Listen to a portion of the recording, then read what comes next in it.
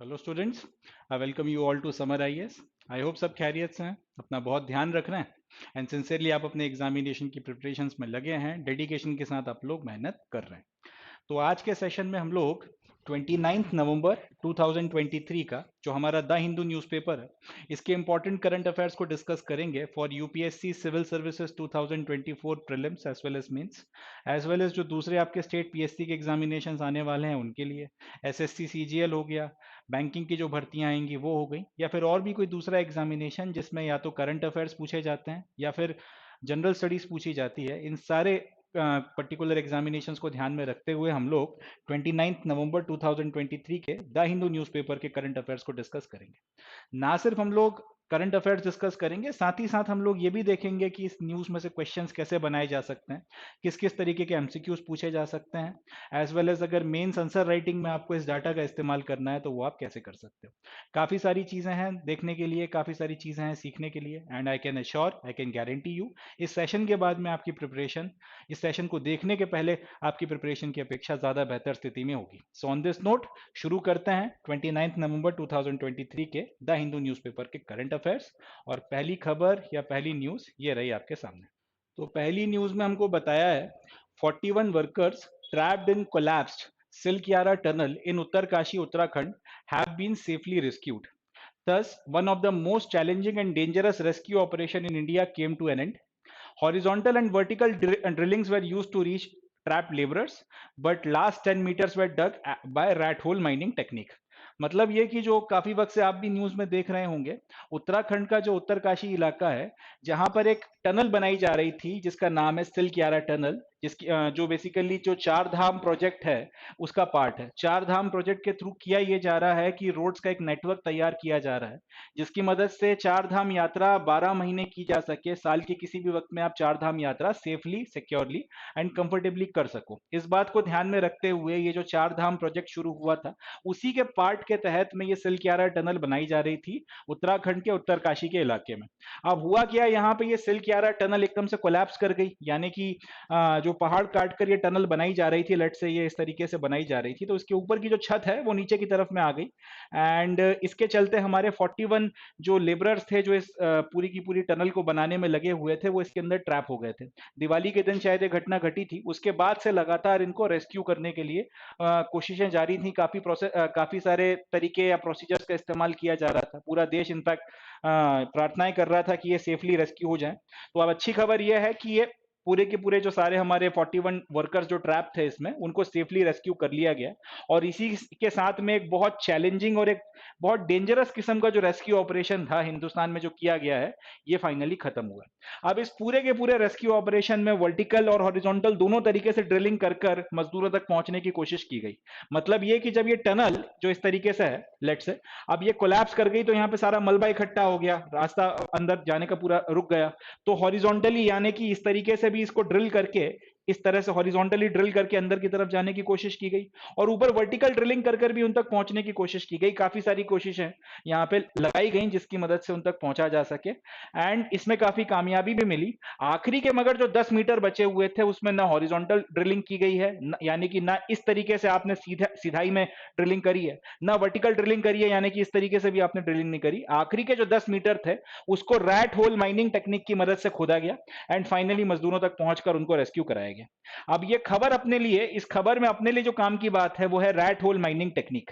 ये इंपॉर्टेंट है, इसके ऊपर एक क्वेश्चन बन सकता है, प्रीलिम्स में भी पूछा जा सकता है, पीएससी में भी आ सकता है, और एसएससी वगैरह के जो एग्जामिनेशन है, रेलवे की जो भर्तियां अभी आने वाली हैं, हर जगह ये पर्टिकुलर एक क्वेश्चन पूछा जा सकता है, क्योंकि पूरे देश की नजर थी इस पूरे रेस्क्यू ऑपरेशन पे। और आखिरी के जो 10 मीटर खोदे गए इसमें वो रैट होल माइनिंग की टेक्निक की मदद से खोदे गए, तो इसके ऊपर क्वेश्चन कुछ ना कुछ बन सकता है। तो हम लोग इस पर्टिकुलर करंट अफेयर्स में से डिस्कस करेंगे रैट होल माइनिंग की टेक्निक क्या होती है। रैट होल माइनिंग की टेक्निक को इत्मीनान से हम लोग पढ़ेंगे, क्योंकि इसमें से क्वेश्चंस वगैरह बनते हैं, और फिर देखेंगे कि इसमें से क्या क्या क्वेश्चंस आ सकते हैं। उसके पहले मैं आपको पहले फोटोग्राफ दिखा देता हूं। यह है सिल्कियारा टनल जिसको बनाया जा रहा था, और ये टनल फिर किसी वजह से कोलैप्स कर गई, और इसके अंदर से फिर रेस्क्यू ऑपरेशन किया गया। वर्टिक हॉरिजॉन्टल ड्रिलिंग का मतलब क्या है, इसको इस तरीके से सीधाई में खोदकर अंदर की तरफ पहुंचने की कोशिश की गई थी। वर्टिकल ड्रिलिंग में ऊपर से कहीं से खोदकर इसमें अंदर जाने की कोशिश की गई थी, बट उसमें और खतरा था कि उसका जो वाइब्रेशन हो रहा था उसके चलते ये और फर्दर जो है यहाँ पे डैमेज हो सकता था, तो मजदूरों की जान को और जो है खतरा बढ़ जाता है। इसलिए वर्टिकल ड्रिलिंग तो खैर ज्यादा नहीं की गई, हॉरिजॉन्टल ड्रिलिंग करके मगर अलबत्ता पहुंचने की कोशिश वहां तक की गई थी, और आखिरी के 10 मीटर फिर उन्होंने रैट होल माइनिंग की टेक्निक से खोदे। अब सवाल यह है कि ये रैट होल माइनिंग टेक्निक होती क्या है, इस पे बात कर लेते हैं, और यहां से क्वेश्चन वगैरह आने के चांसेस हाई है। ये एक अच्छा एक बर्निंग इशू है, इसमें से क्वेश्चन बनेगा। This technique involves digging of narrow tunnels, generally 3 to 4 feet high. These horizontal tunnels are often termed rat holes as it fits only one person at a time. This technique was used for coal mining in Meghalaya. However, National Green Tribunal put ban on coal mining using rat hole mining technique in 2014. मतलब ये कि rat hole mining की technique एक ऐसी technique है जिसमें 3 से 4 feet ऊंची टनल खोदी जाती है, यानी कि बहुत हाई टनल नहीं खोदी जाती। जैसे यहां पर अगर हम लोग देखें तो अच्छा खासा आपको यहाँ पे हाइट देखने को मिल रहा है इस टनल का। इसमें से ना सिर्फ इंसान अंदर बाहर जा सकता है, साथ ही साथ आप अपना व्हीकल जो है, गाड़ी वगैरह भी लेकर अंदर बाहर हो सकते हो। रैट होल की जो टनल होती है या रैट होल टेक्निक की मदद से जो टनल खोदी जाती है वो इतनी ज्यादा आपकी हाइट नहीं, इतनी ज्यादा हाइट की नहीं होती। मैक्स टू मैक्स 3 या 4 फीट की हाइट की टनल आप इसमें खोदते हो, और ये हॉरिजॉन्टल टनल होती है, इसको हॉरिजॉन्टली खोदा जाता है। मतलब अगर लेट से ये आपका पहाड़ है, या फिर ये कोई भी एक लेट से ब्लॉक है, या कोई भी एक माइन वगैरह है, अब उसके अंदर आप इसमें आपको रैट होल टनल खोदनी है, तो ये इस तरीके से खोदी जाएगी हॉरिजॉन्टली, इस डायरेक्शन के अलोंग। लेट से आपने ऐसे 3 से 4 फीट की टनल खोदना शुरू करी, तो ये कहलाती है रैट होल टनल, या फिर इसको सिंपली रैट होल के नाम से जाना जाता है। रैट होल बोलने के पीछे की एक वजह यह भी है कि इस टनल में एक वक्त में सिर्फ एक ही आदमी या तो अंदर जा सकता है, या इससे एक ही आदमी बाहर आ सकता है। तो मेघालय का जो इलाका है वहां पर बहुत बड़ी बड़ी टनल्स को जनरली नहीं खोदा जा सकता या नहीं खोदा जाता, तो वहां पे ये रैट होल माइनिंग की टेक्निक बहुत इस्तेमाल की जाती थी। इस तरीके की टनल्स, 3 से 4 फीट की हाइट की टनल जिसमें एक आदमी अंदर जा सके और वो फिर निकल कर बाहर आ सके, इस तरीके की टनल्स वगैरह को खूब खोदा जाता था। इसमें फिर एक आदमी अंदर जाता था, काफी अपने हाथ में जितना कोयला भरकर ला सकता था वो लेकर बाहर आता था, और ये प्रोसेस फिर कई बार रिपीट होती थी। मेघालय में इस तरीके से काफी बड़े मात्रा में कोल माइनिंग की जाती थी। मगर जिस तरीके की प्रॉब्लम बड़ी टनल्स में है, उसी तरीके की प्रॉब्लम यहां पर भी है। रैट होल माइन जो ये बनाई जा रही है, रैट होल्स की जो टनल्स खोदी जा रही है, इनका कोई भरोसा नहीं है कब कोलैप्स कर जाए और इंसान फिर वहां पे फंसा रह जाए। अब यहां पर तो फिर भी ये था कि ये टनल इतनी बड़ी थी कि जब ये कोलैप्स करी तो अंदर जहां पे हमारे मजदूर फंसे हुए थे, वहां पर एक ठीक ठाक आपका एयर का एक पॉकेट बन गया था, एक कुशन बन गया था, तो वहां जैसे तैसे वो वहां पे जिंदा रहे। मगर अगर 3 से 4 फीट की हाइट की एक छोटी सी टनल है, अगर वो कोलैप्स कर गई, तो फिर एक तो वहां पे बहुत एयर का इस तरीके का कोई पॉकेट बनेगा नहीं जिसमें बचने की संभावना रहे इंसान के अंदर, प्लस वहां तक फिर रेस्क्यू ऑपरेशन बहुत मुश्किल हो जाएगा, बहुत ज्यादा आप कह सकते हैं डेंजरस हो जाएगा और बहुत चैलेंजिंग हो जाएगा कंपेयर टू यहां पर जो रेस्क्यू ऑपरेशन चलाया गया है इस टनल में, उसकी अपेक्षा। तो इन सारी बातों को ध्यान में रखते हुए रैट होल माइनिंग की जो टेक्निक है उसको 2014 में नेशनल ग्रीन ट्रिब्यूनल ने बैन कर दिया था, और मेघालय में कोल माइनिंग के लिए इस पर्टिकुलर टेक्निक का इस्तेमाल नहीं किया जा रहा था। मगर ये टेक्निक अपने लिए यहां पर काम आ गई मजदूरों को रेस्क्यू करने में। अब मैं आपको ये दिखाता हूं कि रैट होल्स दिखते कैसे, या रैट होल्स की जो माइनिंग के माइंस होती हैं वो दिखती कैसे। ये देखिए, अब यहां पर ये जो आपको माइंस दिख रही हैं, थोड़ा बड़ा कर लेते हैं इसे, ये हार्डली 3 से 4 फीट की हाइट की हैं। 3 से 4 फीट की इस तरीके की गहरी गहरी आपकी ये जो माइंस हैं, जो काफी अंदर तक हॉरिजॉन्टली बनाई गई हैं, इसकी मदद से आप अंदर जाओगे, कोयला जितना भी इकट्ठा करना है करोगे और लेकर बाहर आ जाओगे। ये कहलाती हैं आपकी, ये कहलाते हैं रैट होल्स, और ये जिस टेक्निक से खोदी जाती हैं इसको कहा जाता है रैट होल ड्रिलिंग। एक और देखिए, अब ये 3 से 4 फीट की हाइट होने के चलते इसमें एक वक्त में सिर्फ एक ही इंसान या तो अंदर जा सकता है या फिर बाहर आ सकता है। और जो बात मैं कह रहा था कि खुदा ना खास्ता अगर लेट से एक व्यक्ति अंदर जा रहा है, थोड़ा डिस्टेंस तक अंदर गया और उसके बाद अगर ये कोलैप्स कर गई, तो फिर इसका जो रेस्क्यू है वो बहुत मुश्किल हो जाता है, इसको फिर बाहर निकालना लिटरली बहुत मुश्किल काम हो जाएगा। इस तरीके से ये रैट होल्स वगैरह खोदे जाते हैं, इसकी जो टेक्निक है उसको कहा जाता है रैट होल माइनिंग। तो अब एक सवाल उठता है कि अगर मेघालय में नेशनल ग्रीन ट्रिब्यूनल ने इस पर्टिकुलर टेक्निक को बैन कर रखा था और इसकी मदद से अब आप जो है माइनिंग वगैरह नहीं करते, तो फिर इस पर्टिकुलर टेक्निक का इस्तेमाल कर कर यहाँ पर फिर जो है आपके यहाँ पर जो है अपने मजदूरों को बचाया जा सकता है, इन लोगों के दिमाग में एक ख्याल क्यों आया? इसकी एक वजह है। इसकी वजह यह है कि नेशनल ग्रीन ट्रिब्यूनल ने भले ही आपका रैट होल माइनिंग की टेक्निक कोल माइनिंग के लिए बंद कर रखी है या बैन कर रखी है, मगर कंस्ट्रक्शन साइट्स पे जहां पे अभी भी कंस्ट्रक्शन हो रहा है, कुछ बनाया जा रहा है, कुछ कंस्ट्रक्ट किया जा रहा है, ऐसी जगहों पर आज भी इस पर्टिकुलर टेक्निक का इस्तेमाल किया जाता है। National highway authority of India के ऑफिसर्स ने इनफैक्ट ये बात बताई है कि कई जगहों पर आपके पास में रैट होल माइनिंग टेक्निक एक बहुत इफेक्टिव टेक्निक होती है, इसलिए कंस्ट्रक्शन की फील्ड में आज भी इस पर्टिकुलर टेक्निक का इस्तेमाल हो रहा है, भले ही नेशनल ग्रीन ट्रिब्यूनल ने इसको कोल माइनिंग के लिए बैन कर रखा हो। तो इसलिए ये पर्टिकुलर टेक्निक इस्तेमाल करने का ख्याल फाइनली हम लोगों के दिमाग में आया जब हमको लगा कि आखिरी के 10 मीटर अगर हॉरिजॉन्टली ड्रिल किया तो मजदूरों की जान को और खतरा हो सकता है, या फिर वो प्रैक्टिकल नहीं है, तब फिर हम लोगों ने दिमाग लगाया और सोचा कि ये बेटर तरीका है और इसकी मदद से फिर हम लोग इसको जो है ड्रिल कर लें तो ज्यादा ठीक रहेगा। एंड इसलिए आखिर के जो 10 मीटर थे और इस particular rat hole mining technique की मदद से खोदे गए थे। तो ये हो गई अपनी रैट होल माइनिंग टेक्निक। अब इसके ऊपर क्वेश्चंस क्या क्या बनेंगे थोड़ा सा उसकी बात कर लेते हैं। पहला क्वेश्चन तो यही बनेगा कि ये रैट होल माइनिंग की टेक्निक होती क्या है। तो इसकी मदद से अपने को एमसीक्यू में ऑप्शंस दिए जा सकते हैं कि आप बहुत बड़ी बड़ी हाइट की टनल्स खोदते हो मैनुअली, या फिर किसी मशीन की मदद से खोदते हो, तो या इस तरीके के ऑप्शंस और बनाए जा सकते हैं। तो अपने को याद रखना है रैट होल माइनिंग की टेक्निक की मदद से बहुत ज्यादा बड़ी टनल्स नहीं खोदी जाती, 3 से 4 फीट हाइट की खोदी जाती हैं। एक वक्त में इसमें एक ही आदमी अंदर जा सकता है या बाहर आ सकता है। मैनुअली हाथ से खोदी जाती हैं, इसमें मशीनों का इस्तेमाल नहीं होता। इंपॉर्टेंट है, याद रखिएगा, रैट होल माइनिंग में किसी भी तरीके की मशीन्स का इस्तेमाल जनरली नहीं किया जाता है। ये हाथों के मदद से खोदी जाने वाली आपकी टेक्निक है या प्रोसीजर है। दूसरा, रैट होल माइनिंग किस तरीके की जो है आप कह सकते हैं माइनिंग है, हॉरिजॉन्टल माइनिंग है या फिर वर्टिकल माइनिंग है, या फिर इसको हॉरिजॉन्टली खोदा जाता है या वर्टिकली खोदा जाता है। तो ये भी अपने को ध्यान रखना है, रैट होल माइनिंग एक हॉरिजॉन्टल माइनिंग है, इसको वर्टिकली नहीं किया जाता, हॉरिजॉन्टली किया जाता है। तीसरा क्वेश्चन, कहां पे प्रोमिनेंटली इस्तेमाल होती थी या फिर होती है, तो इसका जवाब है मेघालय में जो कोल माइंस हैं वहां पे कोयला निकालने के लिए इसका इस्तेमाल प्रोमिनेंटली किया जाता था। चौथा, ये कहा इसको बैन किसने किया और कब से बैन कर रखा है, तो इसका जवाब है नेशनल ग्रीन ट्रिब्यूनल ने 2014 से इस पर्टिकुलर प्रोसेस की मदद से मेघालय में अपना जो भी आपका कोल माइनिंग होती है उसको बैन कर रखा है। मगर कंस्ट्रक्शन की फील्ड में आज भी इस पर्टिकुलर टेक्निक का इस्तेमाल किया जाता है। तो कंस्ट्रक्शन की फील्ड में ये अभी भी बैन नहीं है, इस पे ब्लैंकेट बैन नहीं लगाया गया। इसकी मदद से कोल माइनिंग नहीं की जा सकती, बट अगर जैसे रेस्क्यू ऑपरेशन में काम आ गई, कंस्ट्रक्शन में कहीं पर अगर आपके काम आ रही है तो वो आज की तारीख में भी अलाउड है। तो इतने क्वेश्चन यहां से बनकर तैयार होते हैं, ये अपने को ध्यान रखना है। चलें, तो ये हो गई पहली न्यूज। अब बढ़ते हैं नेक्स्ट न्यूज की तरफ, देखते हैं इसे। चले नेक्स्ट न्यूज़ की तरफ में बढ़ते हैं।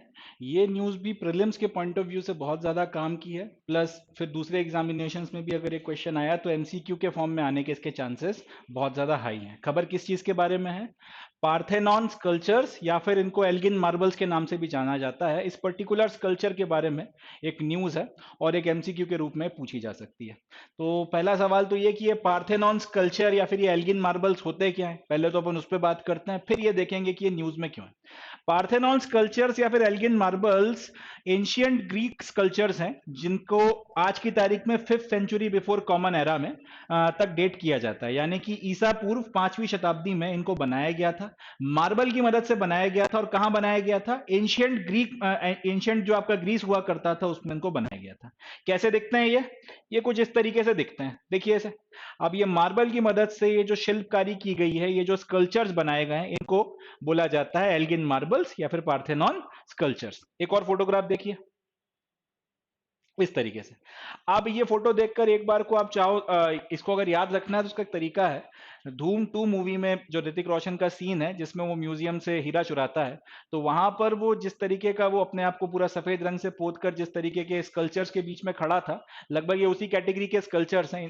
ये उसको, या फिर हम लोग इस तरह से बोल सकते हैं, वो स्कल्पचर्स इसी पर्टिकुलर कैटेगरी में रखे जाते हैं, पार्थेनॉन स्कल्पचर या फिर एल्गिन मार्बल्स इनको बोला जाता है। तो ये हो गए आपके पार्थेनॉन स्कल्पचर्स या फिर एल्गिन मार्बल्स। क्या क्या और ये क्या है? बेसिकली ग्रीक कल्चर है, स्कल्पचर्स है मार्बल से बनाए गए। जिस तरीके से हमारे यहाँ सम्राट अशोक के जो शिलालेख हैं वो हमारी हिस्ट्री को समझने में बहुत मदद करते हैं, या फिर हमारे यहाँ जो गुप्तास के टाइम पीरियड के जो शिलालेख या फिर जो दूसरे स्कल्पचर्स मिले हैं, या फिर प्रभावती गुप्ता हो गई, उनके जो ताम्रपत्र हुआ करते थे वो हो गए, और दूसरे जो राजा हुए हैं शाका रूलर वगैरह के टाइम पे, रुद्र दमन के टाइम पीरियड पे जो पत्थरों के ऊपर स्कल्पचर्स बनाए, इन सब की मदद से जैसे हमारी हिस्ट्री को ज्यादा बेहतर तरीके से हम लोग समझ पाते हैं, उसी तरीके से ये ग्रीक स्कल्पचर्स हो गए और उस टाइम पीरियड की दूसरी आर्कियोलॉजिकल चीजें हो गई, इसकी मदद से एंशियंट ग्रीस को बहुत अच्छे से समझा जा सकता है। तो ये हो गए आपके पार्थेनन कल्चर्स या फिर एल्गिन मार्बल्स। अब ये न्यूज में क्यों है? इसकी वजह यह है कि ये जो पार्थेनॉन कल्चर्स हैं, इसका कुछ हिस्सा या कुछ पार्ट आज की तारीख में ग्रीस में रखा हुआ है, मगर इसका काफी बड़ा जो हिस्सा है उसको अंग्रेज अपने टाइम पीरियड पे, जब कॉलोनियल रूल चल रहा था, उस टाइम पीरियड पर वो ब्रिटिश म्यूजियम में लेकर चले गए या फिर लंदन म्यूजियम में लेकर चले गए। अब ब्रिटेन वालों का कहना यह है कि भाई हम लोगों के पास में जो इसका हिस्सा रखा हुआ है, जो काफी बड़ी मात्रा में है, वो हम लोगों ने लीगली खरीदा था, हम लोगों ने इसको एक आदमी को वाजिब कीमत देकर उससे खरीदा था। ग्रीस वालों का कहना यह कि जिससे तुमने खरीदा था उसने हमसे चुराया था, तो बेसिकली तुम्हारे पास जो माल है वो चोरी का माल है। अब हुआ क्या, इस पर्टिकुलर स्कल्पचर को लेकर थोड़ा सेंटिमेंटल वैल्यूज जुड़ी हुई है ग्रीस लोगों की, और वो लोग इनफैक्ट डिमांड भी करते रहते हैं कि भाई अगर हो सके तो हमको ये लौटा दो। ब्रिटेन वाले ये बोलते हैं कि क्योंकि हम लोगों ने लीगली खरीदा है इसलिए हम लोग लौटाएंगे तो नहीं। अब हुआ क्या कि ग्रीस के जो पीएम थे वो अभी इंग्लैंड की यात्रा पर थे, और वहां पर किसी पर्टिकुलर सवाल के जवाब में उन्होंने ये एक स्टेटमेंट दे दिया कि भाई ये जो आपके पास में पार्थेनन कल्चर का हिस्सा पड़ा हुआ है ये चोरी का है, ब्रिटिश म्यूजियम में जो स्कल्पचर्स रखे हैं वो चोरी के हैं। अब जब ये न्यूज आपका जब बाहर आई, पब्लिक हुई, तो इस न्यूज के बाद में जो ब्रिटेन के प्राइम मिनिस्टर हैं ऋषि सुनक, उन्होंने अपनी मीटिंग जो है इस पर्टिकुलर ये जो आपके ग्रीस के जो प्राइम मिनिस्टर थे इनके साथ में कैंसिल कर दी। तो इसके चलते ये थोड़ा न्यूज में बना हुआ था, कंट्रोवर्शियल है। एंड एंशिएंट हिस्ट्री के पॉइंट ऑफ व्यू से एक एमसीक्यू बनता है 1 नंबर का या फिर 2 नंबर का, जिस भी एग्जामिनेशन में पूछा जाए तो अपने को ध्यान रखना है। अगर ये आया तो ये एमसीक्यू में आएगा, और क्योंकि इसको लेकर थोड़ी कंट्रोवर्सी हो गई है, प्राइम मिनिस्टर ने दूसरे प्राइम मिनिस्टर या दूसरे देश के लिए ये बोल दिया कि भाई आपके यहाँ माल चोरी का है, उस पर फिर जो दूसरा प्राइम मिनिस्टर है उसने आपसे मीटिंग कैंसिल कर दी। उसके बाद में फिर इन प्राइम मिनिस्टर साहब की, जो ग्रीस के प्राइम मिनिस्टर थे, इनकी मीटिंग ब्रिटेन की जो अपोजिशन पार्टी है उनके लीडर्स के साथ में हुई, और उन लोगों ने ये बोला है कि अगर कभी हमारी सरकार आ गई तो फिर हम आप दे तो खैर नहीं सकते, बट हम आपको लीज कर देंगे कि आप इसको ले जाके कुछ वक्त तक के लिए अपने यहाँ पे प्रदर्शित वगैरह कर सकते हो। तो जैसा अपने यहाँ होता है उसी तरीके से इस पर्टिकुलर इशू को लेकर जमकर राजनीति वहां पे हो रही है, और उस सारी खबर के चलते ये एल्गिन मार्बल कह लें, पार्थेनॉन कल्चर कह लें, ये न्यूज में आ गया। तो ज्यादा नहीं, एमसीक्यू के पॉइंट ऑफ व्यू से अपने को इतनी इंफॉर्मेशन याद रखनी है, और सिंपल सा तरीका है एल्गिन मार्बल्स या पार्थेनॉन कल्चर्स को याद रखने का। क्या, ऋतिक रोशन वो जो धूम 2 में जो हीरा चुराने के लिए उसने जो हरकतें करी थी, या जिस तरीके का भेष बनाया था, लगभग लगभग ये स्कल्पचर्स उसी तरीके के दिखते हैं, या बेसिकली ऋतिक रोशन ने जो फैंसी सा वो जो रूप धरा था वो पार्थेनॉन कल्चर या फिर एल्गिन मार्बल्स का था। चले, तो ये हो गई अपनी सेकंड न्यूज, आगे बढ़ते हैं। So with this we come to end of today's session. आज के सेशन में बस इतना ही। अब मैं मिलता हूं आपसे नेक्स्ट सेशन में, जिसमें हम लोग 30 नवंबर 2023 के जो इंपॉर्टेंट करंट अफेयर्स हैं फ्रॉम द हिंदू न्यूज़पेपर उनको डिस्कस करेंगे। तब तक के लिए अपना ध्यान रखें, खुश रहें, पॉजिटिव रहें। चैनल को सब्सक्राइब करें, अपने जो दूसरे दोस्त हैं जो सिविल सर्विसेज या किसी दूसरे कॉम्पिटेटिव एग्जामिनेशन की प्रिपरेशन कर रहे हैं उनको भी इसके बारे में बताएं, एंड इससे जितना हो सके उतना बेनिफिट उठाएं। मेहनत करते रहें, सफलता के रास्ते पर आगे बढ़ते रहें, सिलेक्शन हासिल करें, एंड जिंदगी में बेहतर से बेहतर करते चले जाएं। इसी नोट पे calling it the day and concluding the session. मिलता हूं आपसे नेक्स्ट सेशन में। थैंक यू, जय हिंद।